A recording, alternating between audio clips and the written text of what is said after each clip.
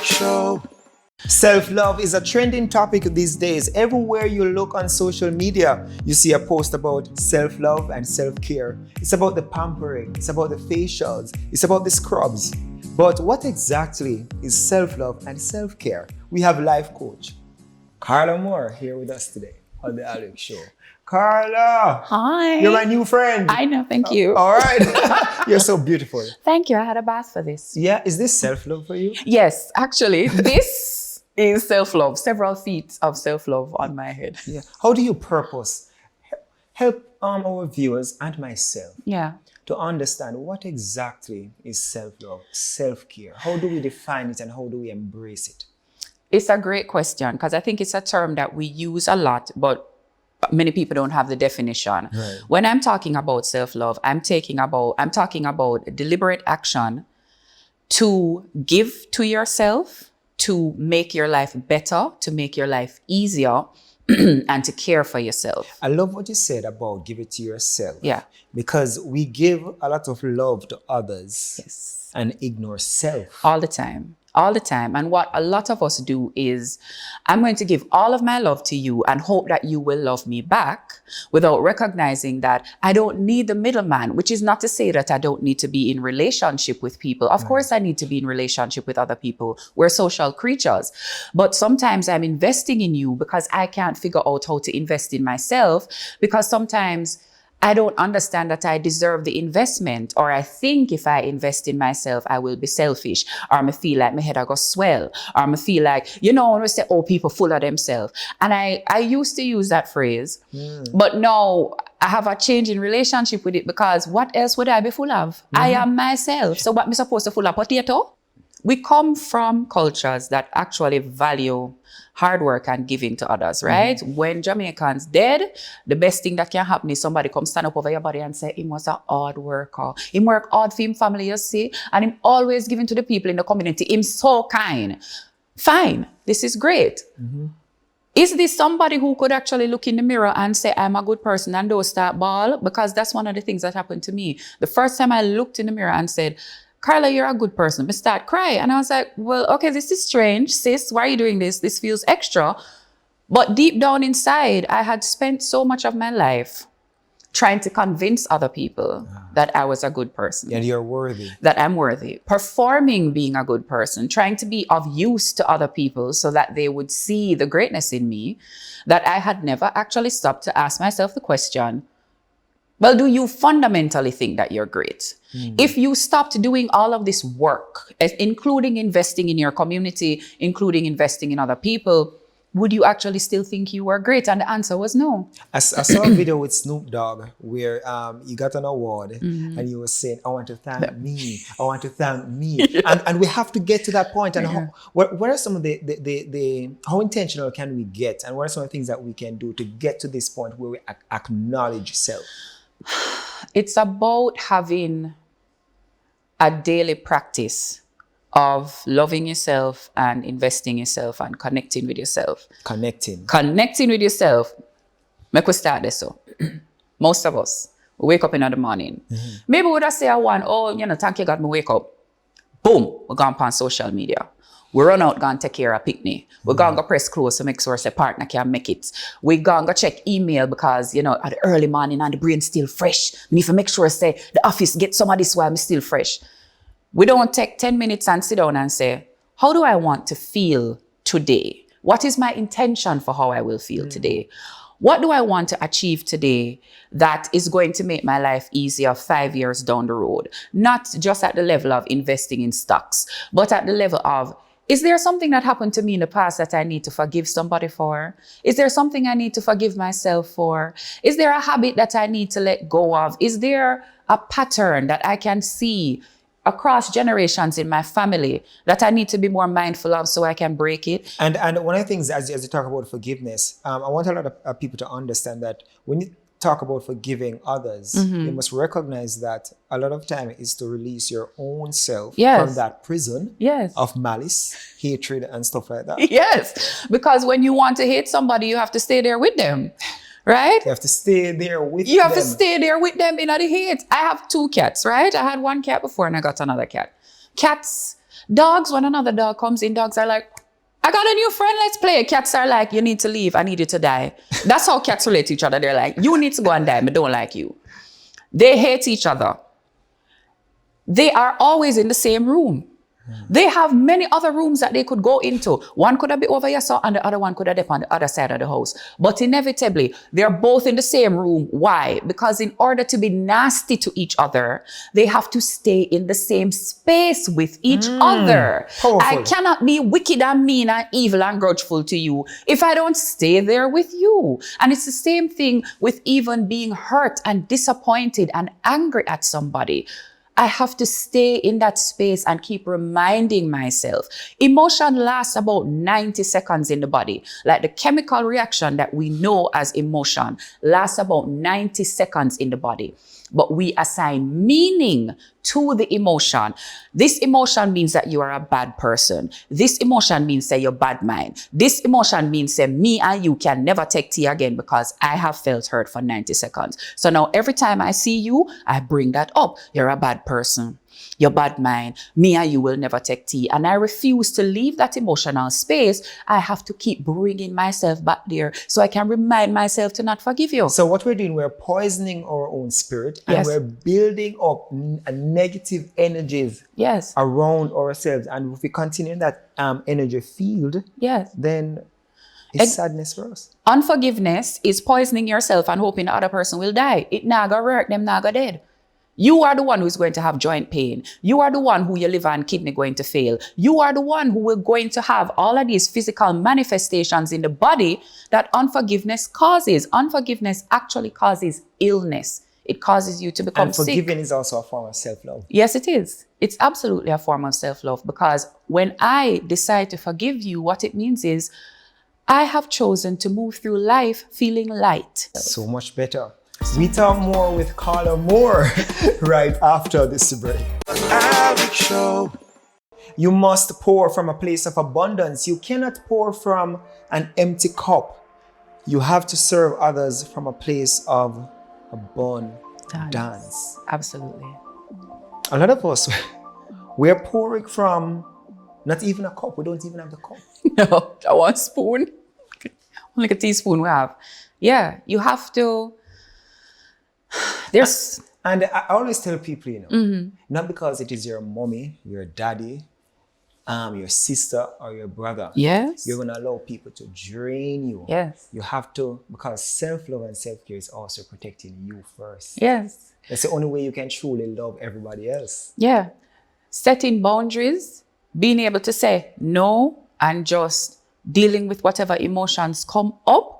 That's one of the most powerful forms of self-love. How do we get to a place where we can say N-O, no, mean it, no explanation? Because that is a difficult task for many. And I'm still learning that. Yeah, I'm still learning that too. When I tell people no, I still want to send them 5 paragraphs afterwards explaining the no, to the point where sometimes the no dilute and turn back to a yes, right?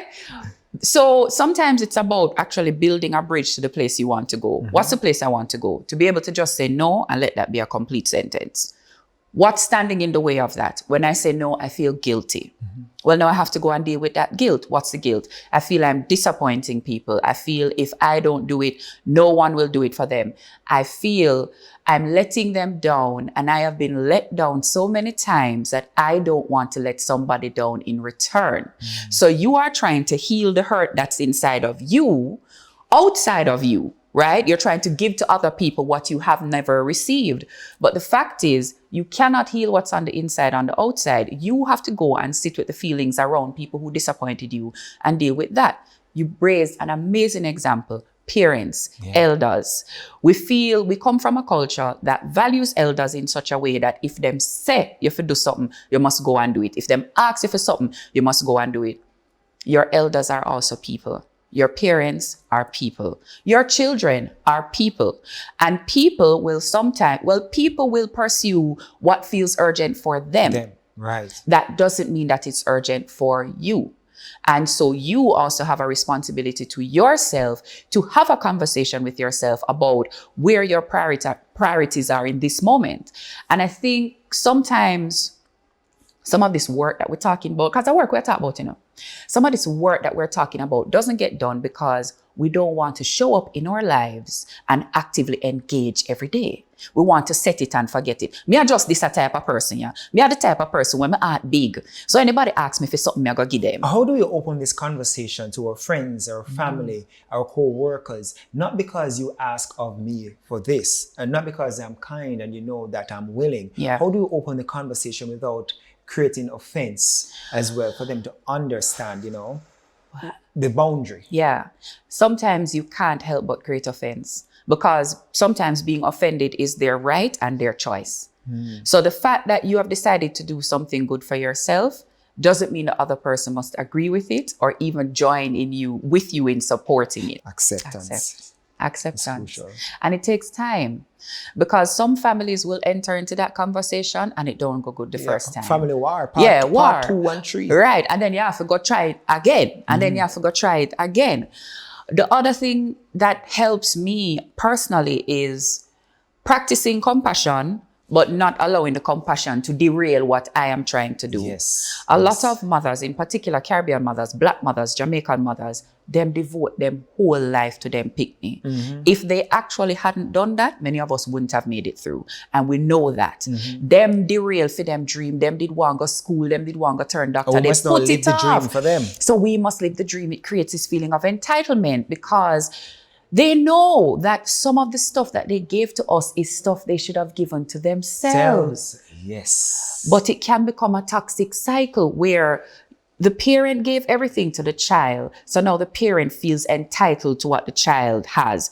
The child feels they have to give everything to the parent to make up for what the parent gave to them. But when you listen to that, what you're actually hearing is no person in this equation is trying to lead a life that is fulfilling for them. We need to get back to the basics of life, they say. We have more with Carla Moore after this break. Alex Show. Often when people start practicing self-love, many relationships don't survive this.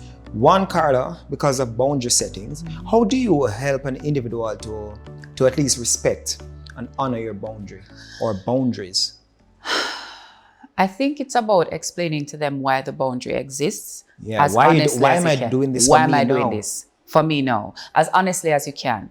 And it's also about leaving them space to come to terms with the boundary. Because sometimes when we set a boundary and people say, I feel like you've changed, I feel like you're a different person. We say, no, I'm not. But in reality, you are. Previously, I could have called you 3 a.m., 4 a.m., 5 a.m. And now you're telling me that, please don't call me after 12. Previously, you would be at work with one headphone in, listening to me complain all day. And now you're telling me that you can't do that at work anymore. Previously, I would have give you a bun. And you would have keep on and take me back. And now you're telling me, child, at the last bun that I'm not taking any more baked goods, no danishes, no pastry, right? So you are changing and they will have to come to terms with it. So give them the space to come to terms with it. But also I think sometimes if we can explain to people very honestly from our belly bottom. Be honest. Be honest. Be honest. Even when it's uncomfortable. A lot of us don't set boundaries because it's uncomfortable doing so. But if you actually want a different life, you have to become very comfortable in that discomfort of change, because change is very uncomfortable. It's unnerving, it's unsettling, but it's necessary. How can you purpose to be happy? Because a lot of times, sometimes we don't even ask individuals, are you happy? I think that's a very important question to ask our friends or family or co-workers. Are you happy? For me, learning to be happy actually meant understanding what I was saying when I said happy. Because when I said, I want to be happy, and this is something I've struggled with all my life, what I was actually saying was, I want to feel as though I'm autonomous in my decision making. I want to feel as though I have the resilience to manage whatever comes my way. And I want to feel as though I'm living in abundance. I don't want to always be feeling like I lack something and I want something. Those are the things that made up happiness for me. So the first thing is asking the person, what does happiness mean to you? And then when they start to explain what a happy life looks like, then you can get an understanding of where they are. And sometimes just asking them that question, what does happiness mean to you, will cause them to reflect and recognize where they're not happy. And then making the decision to be happy for me has meant not inviting things that make me unhappy into my life. What are some of these things that we can look out for that might ruin, happiness for ourselves? Relationships that are not reciprocal, relationships where you are always the giver and it feels like the person is always taking, situations that cause more stress than they give to you. I think as Jamaicans, we're accustomed to thinking how much money we don't have. So it doesn't matter how stressful a situation is. If like money in there, we are go there. Anywhere the money there, we are go for. But sometimes it's not worth it because the level of stress is actually going to diminish your life. Actually put foods in your body where give you enough energy to live the type of fulfilling life where you want to live, because some of us, there are many things we want to do to be happy, but we can't do them because we just don't have the physical energy. And even to sleep. To sleep, which is something I struggle with. I don't sleep as much as I should, but sleeping and also like rest. We don't rest. So when you're thinking about trying to make your way to a happy life, it's actually like them look at something like care for yourself. You have to care for yourself. Take some time to even meditate, because meditation is a form of resting. Be still, be one with yourself and the universe, the higher being. Yeah. And for some people, it actually means a big change, like leaving a job. And this can be the hard one, because when we think about leaving a job, I mean, security means something. But there are some people where every time you talk to them, they might complain about the job, and they have been complaining about the same job for 5 years. I can tell you, Carla, I try to stay away from people like those, because if every time I see you, I can just hear stories of sadness, you're going to drain me. Yeah. And that's really important. If you find people, pay attention to how you feel when you're around somebody. If you did a bubble and you did have a good day, and as you sit down for 5 minutes with this person, you feel draw down, it is a sign that you do not need to spend that much time with that person. I'm not telling you just have to left them. Sometimes the best we can do for a person is give them tools and offer them some support from a little bit of a distance so that we can preserve ourselves. Also, one of the things that my therapist actually said to me, she said, when a conversation starts going down a negative road, set a 15-minute timer on your phone. You sit down inside of negative conversations for 15 minutes and that's it. Because especially the type of conversation where you know the person is not taking any steps to change the situation. They complain about something and they go back and do the same exact thing. I have 15 minutes to spend with you. I will commiserate with you. Fully me I go there with you for the 15. But when the 15 done, me gone. Because beyond 15, even my soul start to feel tired and I don't like it. So it's really true that if we begin to be purposeful about self-love, it will change a lot of areas in our life. Absolutely. When you start from the intention, the purpose of I'm going to care for myself, I'm going to love myself, then a lot of things will shift. Even your relationships with other people. Yes. The more determined I became to love myself, which meant I had to understand myself, which means I did have to look upon my dirty ways, the more compassionate I was able to be. And if you cannot accept those, it don't make sense. No. You can't say, oh, I want to love myself, I want to meet myself and still hide from yourself. Brutal, absolute honesty. And people have, even for relationships, a lot of people, they've decided to be single. Yeah. Right? So that they can, so they can find themselves. Yeah. Right? So even when they're ready to share with somebody else, they are complete. Because a lot of us, he's my 50%, she's my 50%. I've always said, I am 100%. Thank you.